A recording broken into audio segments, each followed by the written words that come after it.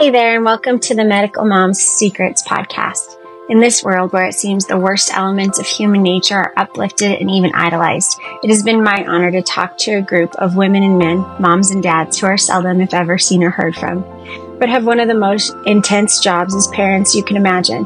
These parents to medically complex or neurodivergent children are 24-hour-a-day, non-stop parent heroes.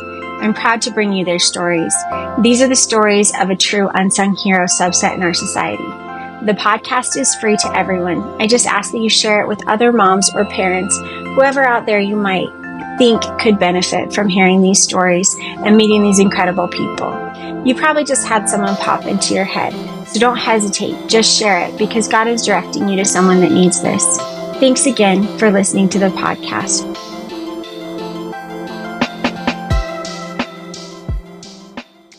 I think mostly I just like to start with you kind of introducing who you are and, a little bit about your story and why you started your company and all of the different things. So if you want to give a little, and then I can ask questions here and there.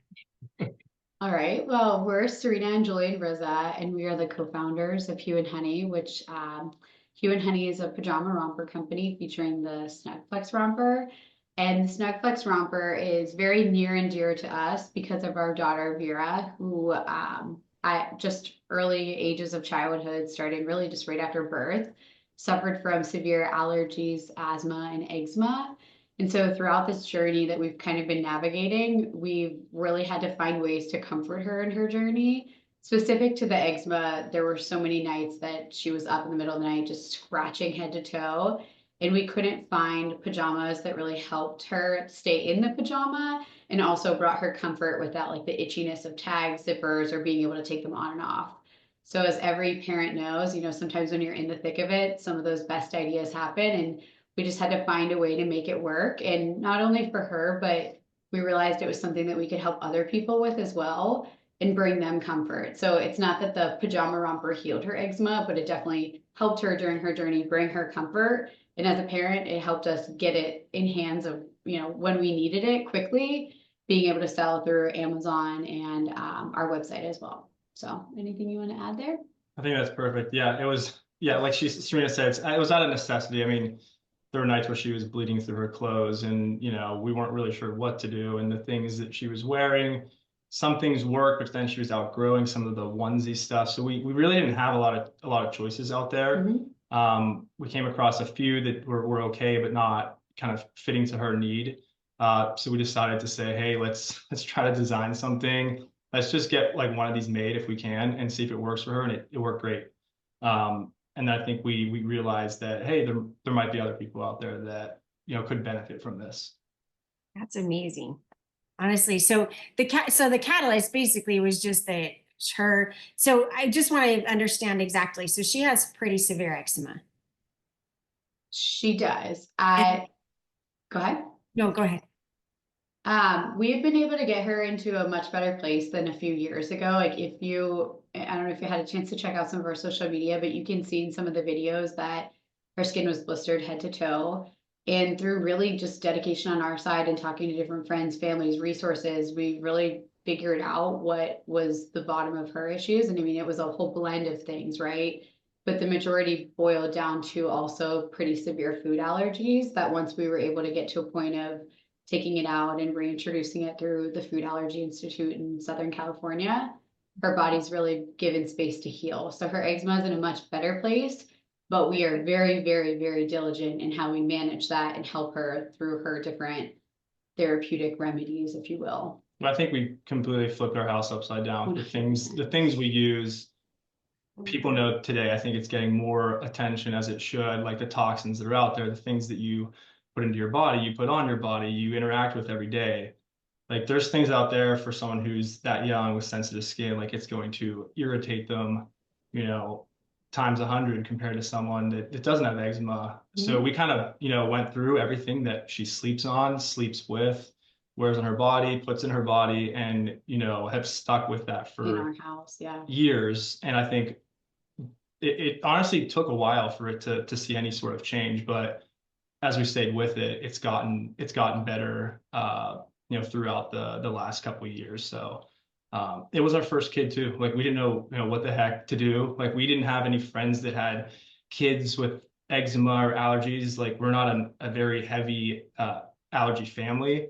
And you kind of just, if you don't have like a resource that's, close to you, you go and say, hey doctor, like what's going on? And you kind of let them and trust them. And I think the doctors in Pittsburgh did a great job, but there were some things that, we were trying that just weren't working. So we really, I think Serena did a very good job taking initiative, seeing what else was out there, and getting us into a program out in California that has been like totally life changing for Vera and us as well.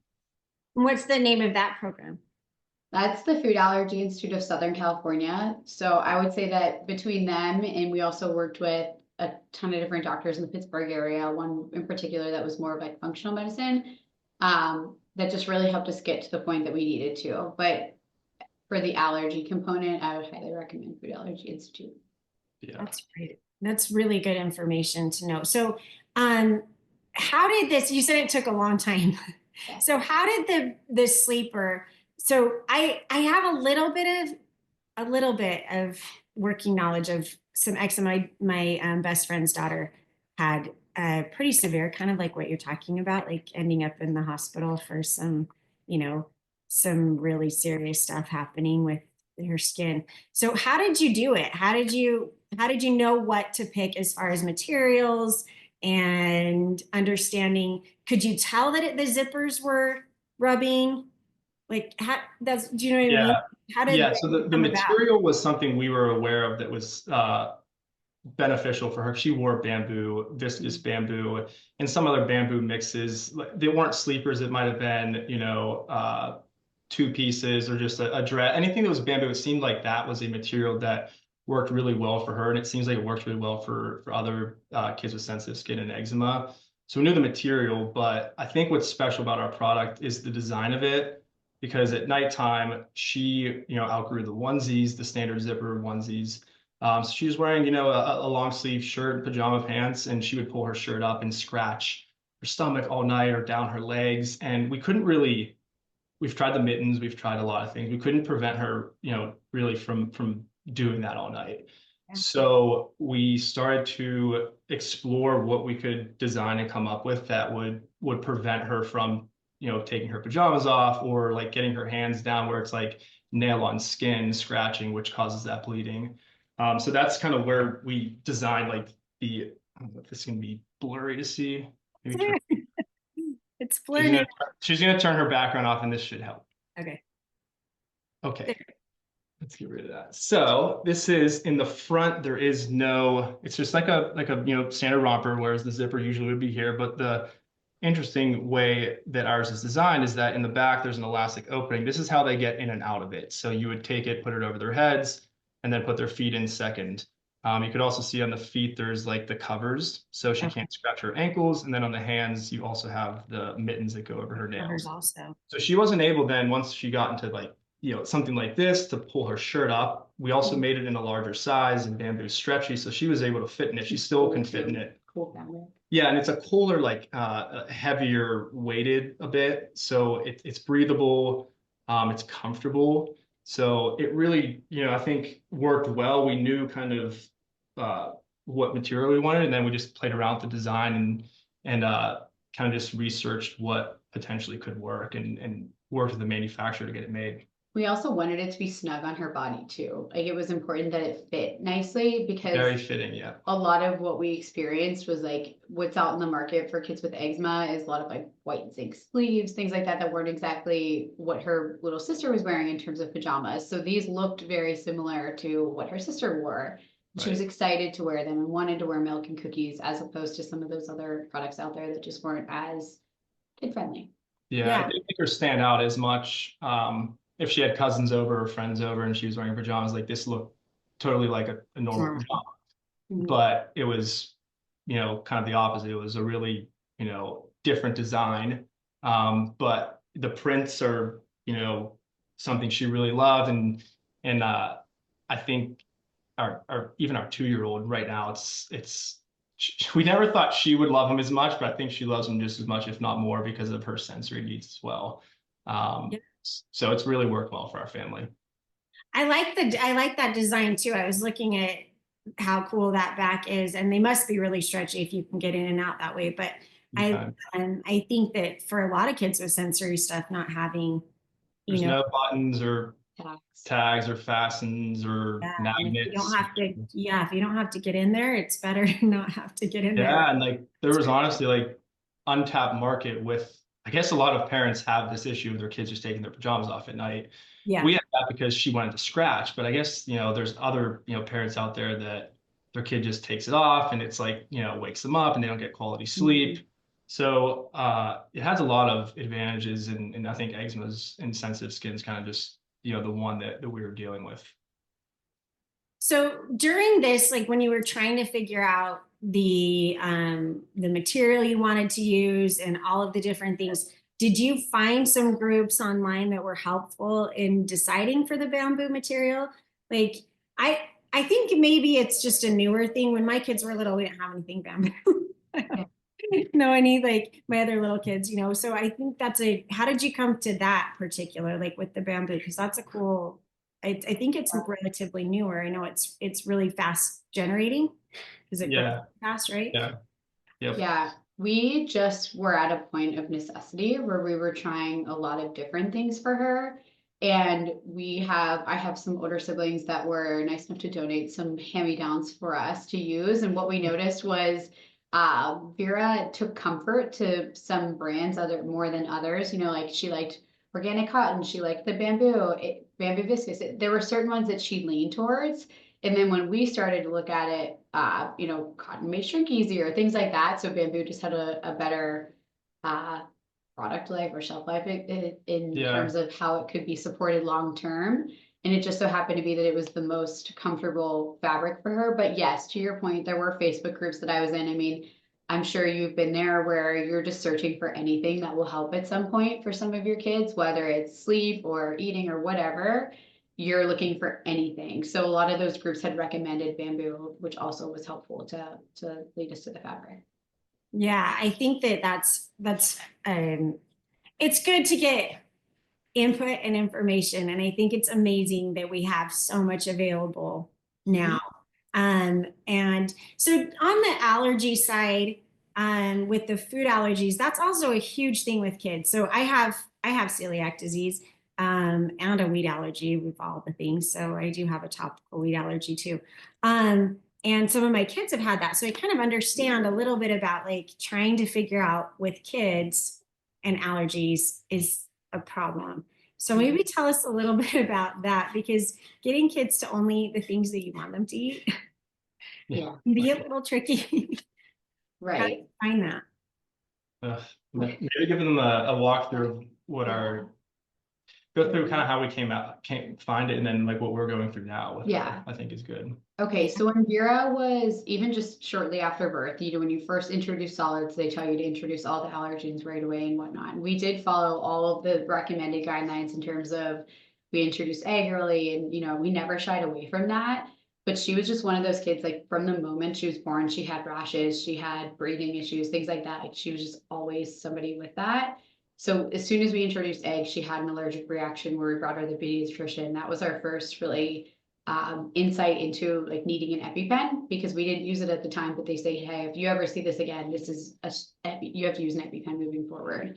So that was something that we knew right away. And then from there, it kind of just unfolded. Like her allergies weren't all at once. It was a gradual gain to have multiple. So it started with egg and then led from that to her next anaphylactic or her first anaphylactic response to sesame, which didn't happen until later on when she was at daycare. She ate hummus every single day, and then one day out of the blue was allergic to sesame. Deathly allergic. Deathly allergic, right? And luckily, the daycare used the EpiPen and was able to help her. And they didn't hesitate. But from there, it spiraled. Tree nuts, more testing led to then wheat and dairy and mustard. And so we've really been able environmental allergies and components that extremely allergic to dogs and cats. Like there were so many different things that were filling her bucket, if you will, of immune responses. It wasn't just like one thing in time or testing that told us she was allergic. It was really through trial and error. And being able to navigate that now, I think what's crazy is that eczema and allergies are so common, yet it's still something that's new for so many people. So when we go to school, I'm the parent that really has to speak up to be like, hey, if you're doing this, I need to know, or can we do something else that's not food based to include my kid, or how can we make this more something that's not centered around food where my kid can't be involved, or let's have options to that. And even just educating family members on how detailed to read food labels or makeup labels. Sesame is in a ton of makeup, and if it touches her skin, she could have an allergic reaction. So it's definitely been a daily battle for us that we've had to like educate ourselves on. I mean, if any allergy moms listening, they could totally, or any mom really out there, you become an expert at investigating. And like how many times he has to call food companies and be like, Oh yeah. this isn't on your label. Can you please tell me if this isn't in it? Because it's a life or death situation for us if it is. Yep. Um, All the time. We have yeah. those conversations often. It's on multiple fronts every day. I think we're kind of just used to it at this point now because it's just we've been doing it for a while. But as you know, Sarah, like when your kid has something like a special need or something that is just different, like no one really knows like the day in and day out things that you think about and things you do and kind of the difference between just going through the day with as you did without kids. Or like their safety, really, truly. Right. Yeah. Right. Yeah. Yeah. And it kind of puts you in and we'll kind of, it kind of puts you into where you can start to feel really alone. Like no one else has this situation, right? Which I think has been kind of an amazing thing about the internet. I think it's helpful in that way where you can connect with people who maybe don't have the exact same situation, but they do have situations that they're dealing with. Because I think the loneliness is kind of something, I mean, I'm kind of hearing you say, like, it's us against the world, right? Yeah, I'm trying to protect our daughter. for And sure. Yeah. Yeah. And the fact that it was our firstborn, we were just like trying to survive just having a kid. And then we're like, oh my God, she's allergic to egg.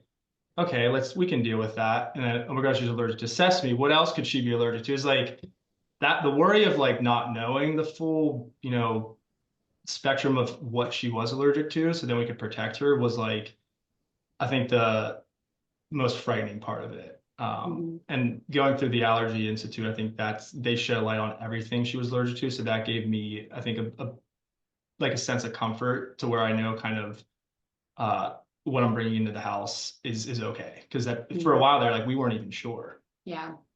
But that's so intense. Like when I'm listening to it, because I know just with and wheat is in a lot of things, but it's not in everything, but what you're describing, what are you ending up with? What is there? Is it just really food Sarah, it is actually a blessing in disguise because we have to cook everything because we can't really go out to restaurants. I mean, you can, but you're kind of at the dependent on how good the chef is with like quality control.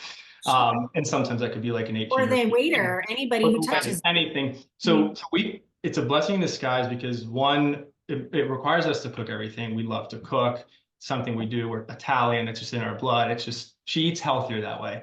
The second thing is like she avoids foods that are highly processed. She eats a lot of like plant-based whole foods. When we eat pasta, it's usually chickpea pasta or lentil pasta or a high protein, variation, but not wheat.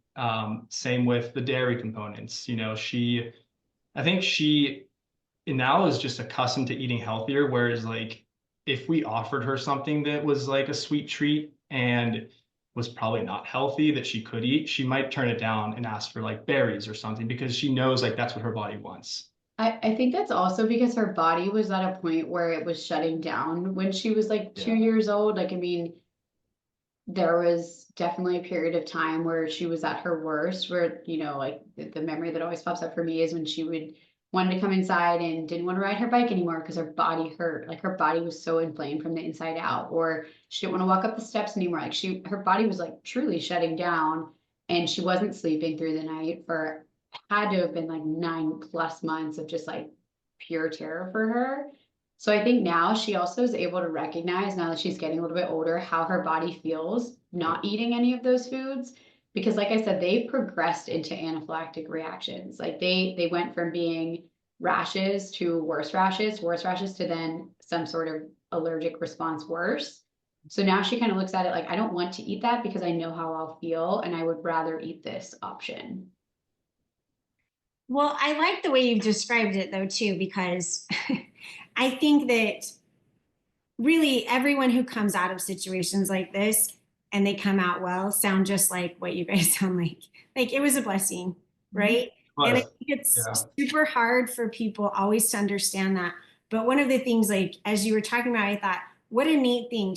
You said she's 5. Do I have the age right? Okay. I was like, I'm going back and forth. Okay. So you said she's 5 years old and she already understands her body's reaction to what she puts in it, for sure. which No, without a that's doubt. a really good instinct to have Yes. Yes, for the rest of your life. no Like, question. and Yeah, for her, it's obviously going to be a necessity, you know. And yep. so I love that it's really my favorite thing to do anytime I do these podcasts because I love hearing the perspective of after the survival.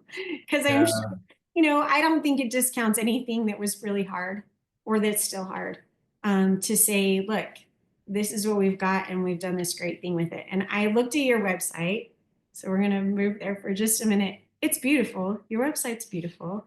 Your that's our daughter who's in there. Mhm. It's so cute. Oh, that's your dog.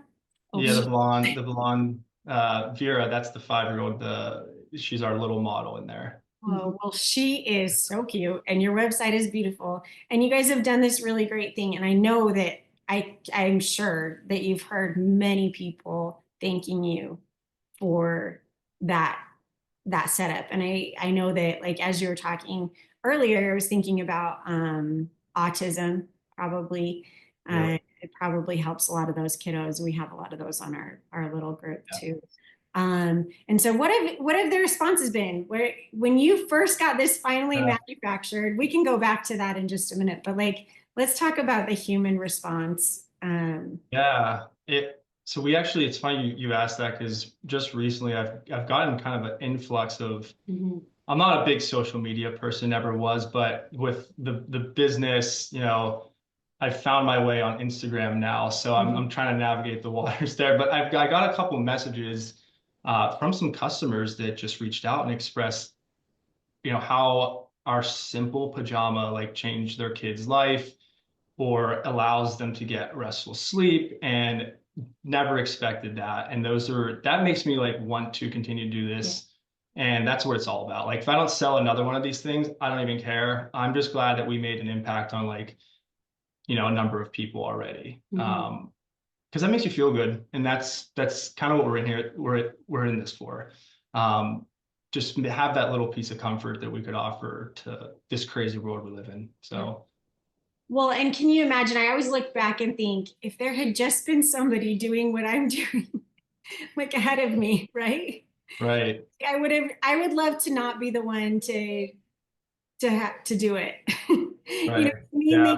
I like doing, actually, I guess It's a lot of work. maybe There's that's like no a big question. statement because I actually really I enjoy talking to people and I enjoy even with our pajamas very, very different actually. It's so Right. funny because that's why I wanted to talk to you guys because your pajama is so specific this way and ours is so specific in like almost an opposite way. Like I need so many zippers and so many Right. Right. right? But And we so have something in common still. Yep. but we do. We have this great thing in common Right. is that, like, you know, had you been able to find that pajama, like I always tell, like when I was designing mine, I'm like, had I been able to find it, then I wouldn't need to design it. But sometimes, you have to Right. design what, and then the nice thing is that people who come after you get to enjoy it. For sure. And Yeah. so I love hearing about that. So your journey with the pajama itself. So you have a little girl, you're dealing with all of this crazy stuff. Then you have a second child still in there or not yet, Yeah. in the middle of this manufacturing. It was Oh, kind of like yeah. right in so we started the company A in year ago.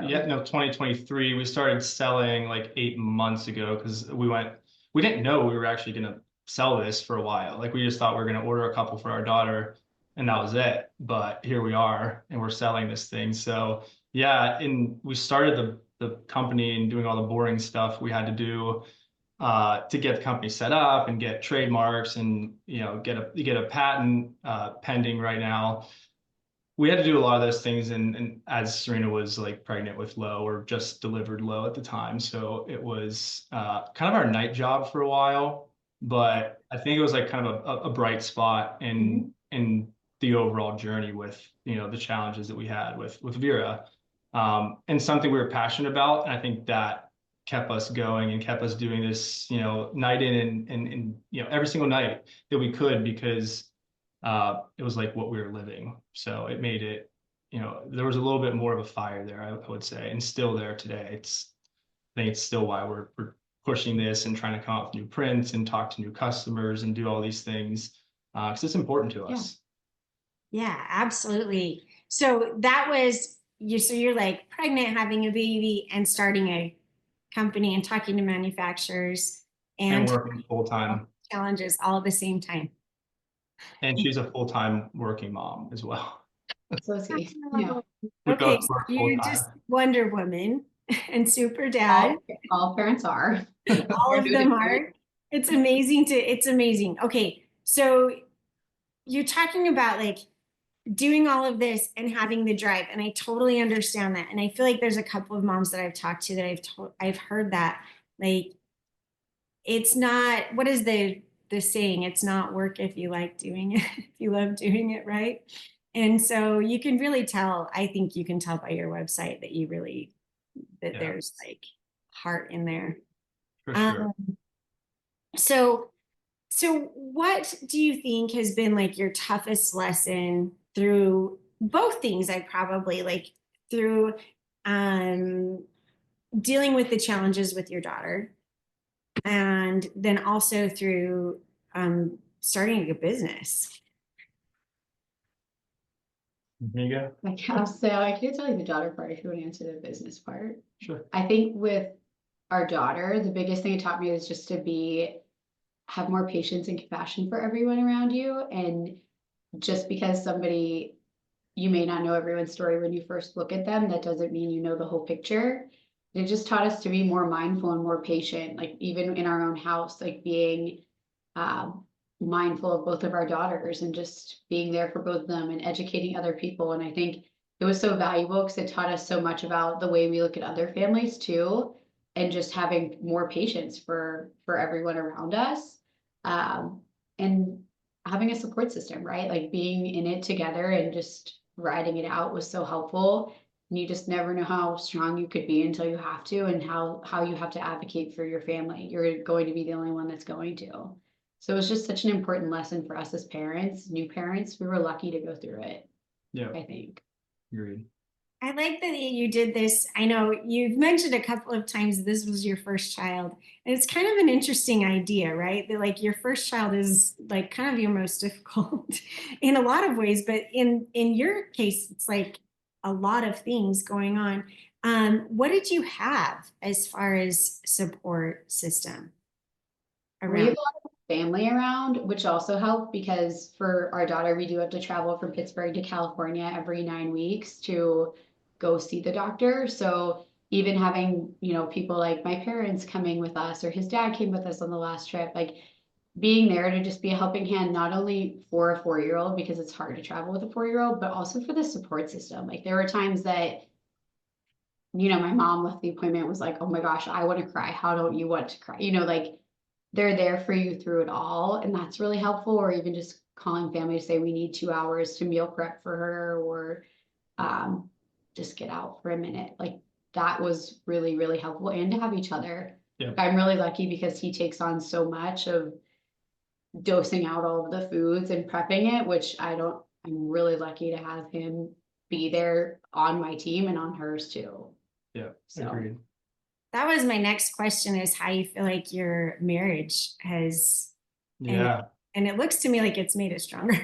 We've known each other, for forever. We started dating in high school. So we were high school sweethearts and got married after college, had a kid, and have another one on the way. But yeah, we always kind of read each other really well. and like know what each other's thinking without having to say anything. And we kind of know, you know, in the back of our heads, like what we need to be doing. And I think that just, we kind of leveled up with Vera because we needed to like, there's things we need to do every single morning. We need to I hand make sausage every morning for her. And that's because we have to get probably 8 or 9 different ingredients that she has to eat. It's called her daily maintenance food. So there's everything from, you know, pistachio and different nuts and wheat germ and different. So it's all for her exposure therapy. So we do this day in and day out, 7 days a week, every single morning. To get a kid to eat anything in the morning is really hard, let alone a handful of nuts. Like that's nearly impossible. So we have to do and try things, and we kind of like fell into our rules, but we pick up the slack where we need to, and we kind of know what each other needs. Or when one hits a wall. Or in one, yeah, if I'm like exhausted or if she's exhausted, if she's pregnant, like I know I need to get up at 5 a.m. and do something and prep for the next day, or stay up a little later and make lunches.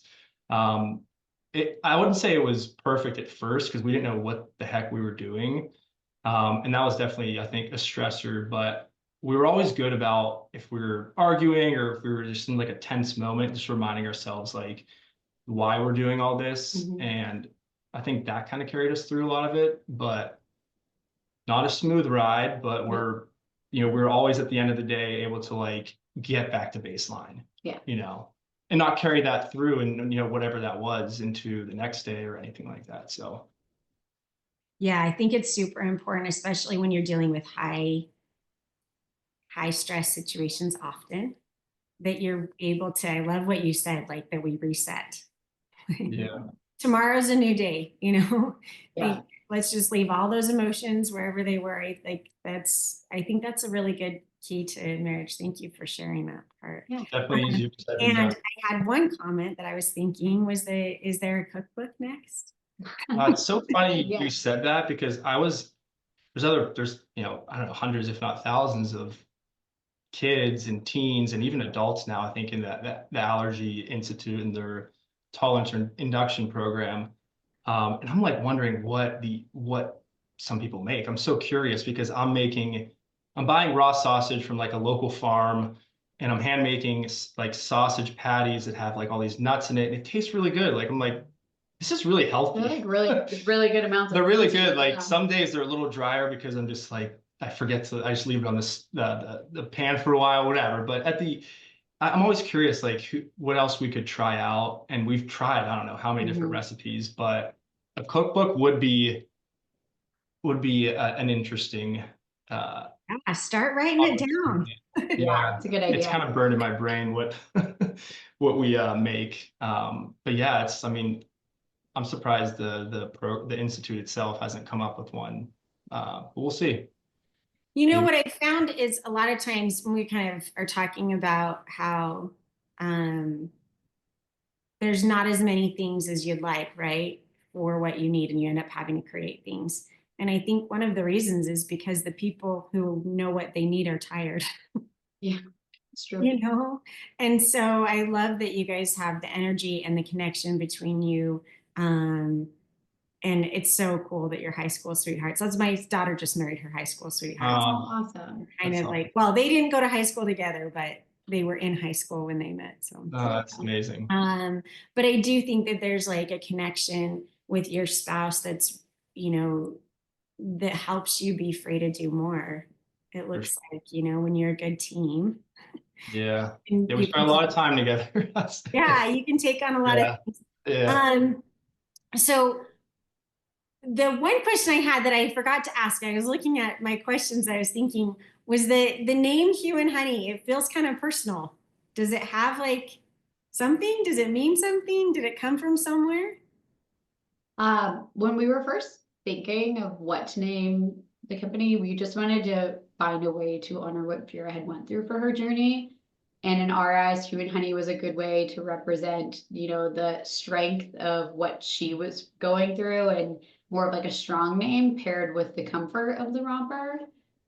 So it was really just more meant to be like, you know, strength and resilience paired with that. It's like a yin and yang kind of play on words with Hugh, who is our bear, who's our Yeah. kind of brand mascot, I guess you could say. And then he loves honey, and he's this sweet, big, strong bear, and I think it kind of resembles Vera's spirit animal in a little bit of a sense. So that's how we came up with it. I think the story's pretty cool, and I think even the name has some layers to it as well. So we'll be launching a new romper with that Hugh and Honey design so that people can really understand and see more of a representation of what the Yeah. name came from.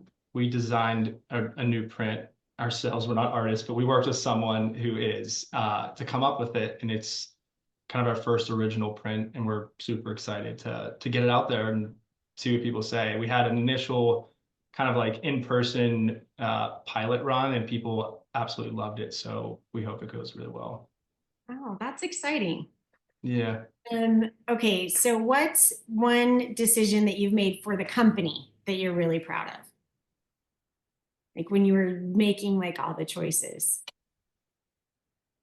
I would say the manufacturer that Serena uh, engaged with, we just got, I don't know if it was lucky or if, I don't know. I just think we really came across like a good manufacturer, and so they're overseas. They're just really trusted. They're very responsive. I think they work with us on a lot of things. I have a supply chain background, global logistics. Like I know kind of that space really well. And I know kind of that, buyer supplier relationship super important.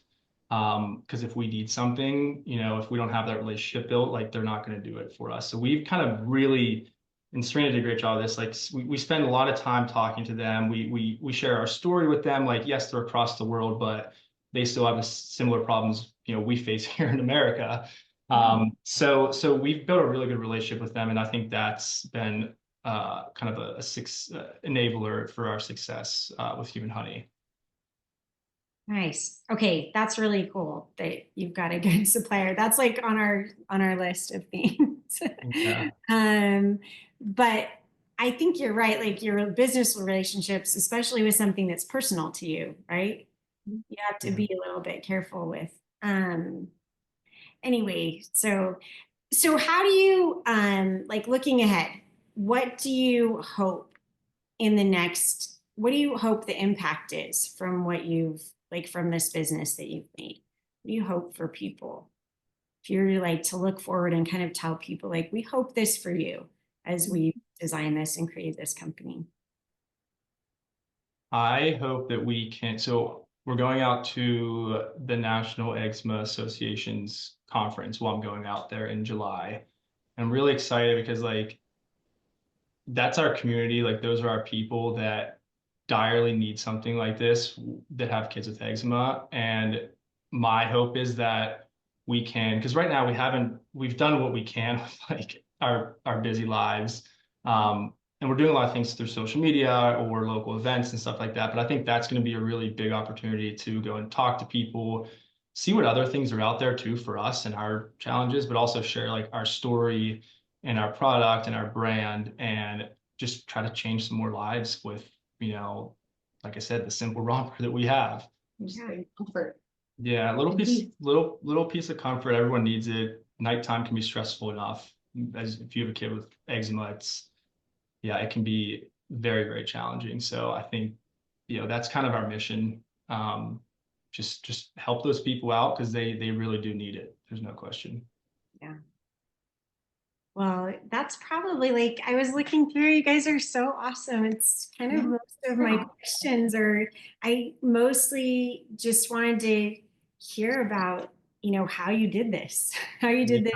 We're still trying to figure it out. I would say like trial and error. Like we did things that were looking back, I'm like, probably wasn't the best decision, but you just learn from it. And then, we used our backgrounds as much as we could. Like Serena has a partnerships and technology background. I have a supply chain and e-commerce background. So it's kind of a nice mix to say, hey, let's take a stab at this. But neither of us are finance majors or anything like that. The money's the important part in this business. Neither of us were designers for product.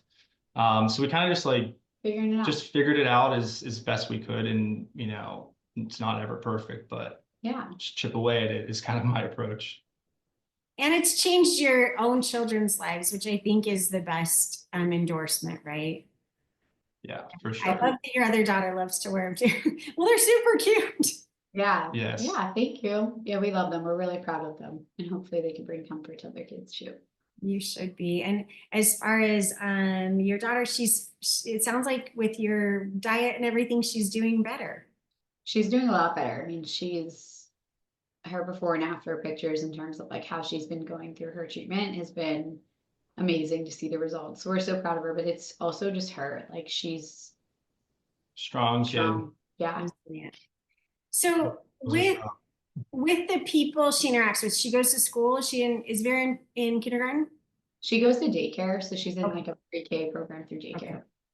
Okay. And with that, you mentioned, and this is one of the uncomfortable things with people with allergies, and I think you have to get comfortable with it really quickly, is telling people. Yeah, for Like sure. telling people about it and not feeling like you're overbearing, but helping convey the gravity of the situation. How do you feel like that's gone with caregivers and like your family? You probably have a lot of both, right? Yes. I think sometimes it can come off strong. Like the thing that comes to mind for me is, like going to a parent teacher conference and just not being afraid to be the parent that speaks up and just let everyone know about the situation and to be mindful of it. Like I've asked parents to just be mindful of it. Like she's gotten to a point where she knows that if a kid brings in a birthday treat, she's not going to have it and we're going to give her one. But the parents that have went out of their way to text me and say, hey, this is what I'm bringing in. I know Vera can't have it, but do you have something similar? Or could I bring her something similar? Has just made all of the difference. And I also just think this might be a hot take, but school age is just something that's such a blip in time or whatever the word is. And so I've definitely had to be that parent that's also like, I'm sorry, we're missing this period of school, but this is more important for her health and her safety than for us to be here at this moment at this time. So really advocating for her, whether that takes a 504 or, certain things within the school programs, you just got to do what you got to do and you can't be afraid to speak up to get it.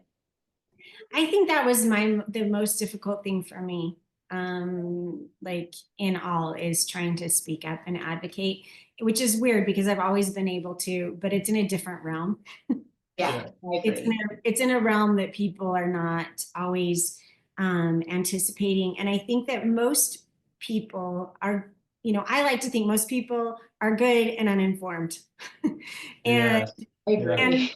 and that there's not any sort of like, most people are not trying to be difficult or unfeeling and I love that, like I love your story that moms would call, and those are the moments for moms that have more difficulty where your heart just goes, oh, thank you for like being, and I think a lot of times I try to look at it at both sides when I'm in a situation, because we have a lot of situations like this. Millie is a very different child than most children around her. And so we have a lot of situations where people are just don't know. Yeah. And I'm not usually a big or I wasn't until recently. Like it's hard to speak out and to be like, we can't do this. It's not going to be this way, but I think what I found is that most people are really willing to work with you. Or, and then if they say things that are insensitive, usually it's because they don't know what to say. Yeah, or they just don't know. Like we realize that we can't fault people for not understanding because they've never went through it. So like just let them, kind of factor. And it's okay to come home and talk about how you feel. Like if you felt like your daughter missed out or whatever the case may be, like it's okay to still like grieve that it's not the totally norm process. But that her process is still just as valuable and fun for her. And I think that's another topic that we kind of talk a lot about in our group, is that it's important, I think, to recognize that maybe you had expectations that are going to be different. And it's okay to recognize, like, I think grieve is the exact right word, because when you take care, like you just say, this is what we thought it was going to be like. We need to put that away. and however we have to do that. And that usually looks like a grieving process, right? Like, I want this one thing for her and it's not going to look like that. So let's, like acknowledge that it's a real thing, that it's not happening that way. And then I feel like once you do that, for me, once I do that, I really get to enjoy what is. Yep. Right. And that kind of opens up to like, okay, well, now I don't have to think about that anymore. I've already thought about it and we can't do it. And so let's move on to what's exciting. Totally. This journey and like, what's the, maybe dad's going to make a cookbook and, we have pajamas made. That's amazing. Like those are amazing things that wouldn't happen. And so I'm just, anyway, I love we've got a little guy in the background, a big little guy. I love your attitude, and this is my favorite thing about doing these podcasts is like watching people. I get to come in at the end a lot of the times at the end of like what was the most struggle, but to see like what happened from the difficulty. And so thank you for sharing all of it. And is there anything that we didn't cover that you want to cover or that you want to talk about? I think that was everything. Just happy to share our story and appreciate, you sharing yours as well with us. Cause, even though our kids have different things, I think we have a lot in common. And that's kind of what we found with Rose, and her son and the product and business she built. So I agree. I think that there's a lot, we value a lot in like the communities we're a part of. And it's really good to, share this type of stuff. So appreciate the time. Yeah, thanks for having us today. Oh, I really appreciate you guys. And I love your website and we'll link it and all the things. And anyway, it's just really cool story. And you guys are superhero parents. So thank you for doing that as well. And sharing. Thank you. Great. Well, have a good one. Thanks, Sarah. We appreciate it. Thank you. You guys have a wonderful day. Thank you. You too. See ya. Take care.